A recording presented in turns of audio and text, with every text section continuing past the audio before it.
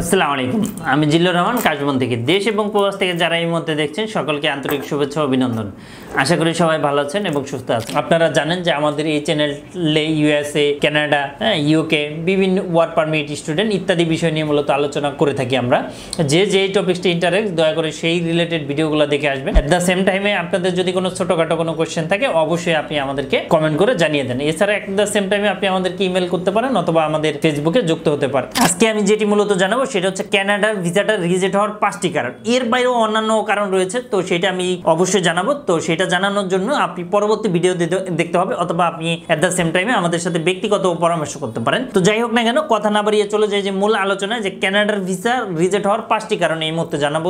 যে 5টি কারণ, এর বাইরেও অন্যান্য কারণ রয়েছে। প্রথমত নাম্বার 1 হচ্ছে ফাইন্যান্সিয়াল ডকুমেন্ট, অর্থাৎ আপনার ব্যাংকে কত টাকা আছে অথবা আপনি আর এফডিআর কত টাকা আছে অথবা আপনার যে আর্থিক যেটা ফাইন্যান্সিয়াল ডকুমেন্ট, ব্যাংক ব্যালেন্স, হ্যাঁ এটা কি ধরনের রয়েছে, কত টাকা রয়েছে, এটা একটা বিষয়। নাম্বার 2 পয়েন্ট যেটা হচ্ছে প্রপার্টি ভ্যালুয়েশন, অর্থাৎ আপনার প্রপার্টি বা জায়গা জমি। আপনি জানেন যে কানাডা ভিসা জমা দেওয়ার জন্য একটা প্রপার্টি প্রয়োজন হয়, অর্থাৎ আমার সম্পত্তি কীরকম রয়েছে এবং আমি কানাডা গিয়ে বাংলাদেশে ফেরত আসবো কি আসবো না, এটা প্রুফের জন্য হচ্ছে প্রপার্টি ডকুমেন্ট প্রয়োজন আর কি। তো এই প্রপার্টি ডকুমেন্ট সঠিকভাবে হতে হবে এবং ভ্যালুয়েশন প্রপারলি হতে হবে। এবং ভ্যালুয়েশন যেটা বেশি, সবচেয়ে বেশি, ধরেন আমার 3টা জমি বা আমার 5টা জমি, আমার 10টা জমি, তো এটা হচ্ছে কোনোটা 2 লাখ টাকাতে কিনা, কোনোটা 3 লাখ।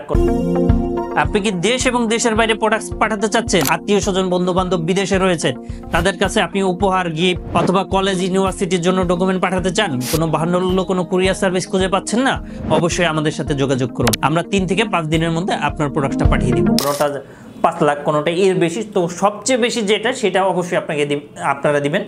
তো এটা একটা বিষয় থাকে, প্রপার্টি যেটা ভ্যালুয়েশন বলে, এই বিষয়টাও আপনারা মাথায় রাখবেন। 3য় নাম্বার কারণ যেটা, সেটা হচ্ছে ট্রাভেল আইটিনারি অথবা ট্যুর প্ল্যান। হ্যাঁ, আপনি কোন এজেন্সি দিয়ে কাজ করাচ্ছেন, অবশ্যই কানাডার ভিসা অবশ্যই আপনি দক্ষ কোনো এজেন্সি দিয়ে করাবেন। টাকা যদি ওরা 20,000ও নেয়, 50,000ও নেয়, তারপরও, কারণ ভিসাটা হওয়া হচ্ছে বিষয়। হ্যাঁ, অথবা এর বাইরেও যদি নেয়, তারপরও আপনি দক্ষ, যারা এর আগে পেয়েছে ভিসা, এরকম কোনো এজেন্সির মাধ্যমে অবশ্যই ভিসাটা করাবেন। যারা প্রিভিয়াস বা বিগত দিনে অনেক ভালো ভিসা করেছে তাদের থেকে অবশ্যই করাবেন। এটা একটা ট্রাভেল আইটিনারি বা ট্যুর প্ল্যান, এটা খুবই গুরুত্বপূর্ণ বিষয়। এটা যদি কমন হয় তাহলে হবে না, অবশ্যই আনকমন হতে হবে।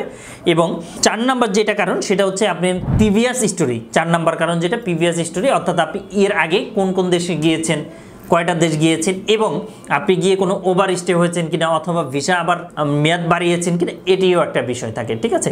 এবং আরও একটি বিষয় হচ্ছে আপনার ফাইল প্রসেসিং, যেটা একটু আগে বলেছিলাম যে আসলে ফাইল প্রসেসিংটাও একটা বিষয় থাকে, যে কিভাবে করতেছেন, প্রপার ডকুমেন্ট দিচ্ছেন কিনা, কি আসবে বিষয়, কিভাবে ট্যুর প্ল্যানটা সাজাচ্ছে, এরকম একটা বিষয় রয়েছে। তো এর বাইরেও অনেক অসংখ্য কারণ রয়েছে, তো সেটাও অবশ্যই আমরা জানাবো। তো এছাড়াও যাদের ছোটোখাটো কমেন্ট আছে এবং যাদের কোনো ধরনের কোনো কোশ্চেন আছে, অবশ্যই আমাদেরকে কমেন্ট করে জানান, আশা করি আমরা অ্যান্সার দিব। এছাড়াও আমাদের সাথে ব্যক্তিগত পরামর্শ নিতে পারেন এবং আশা করি আপনারা অবশ্যই বেনিফিটেড হবে। তো আজ এই পর্যন্ত, আবারও দেখা হবে, আবারও কথা হবে ইনশাআল্লাহ। আসসালামু আলাইকুম।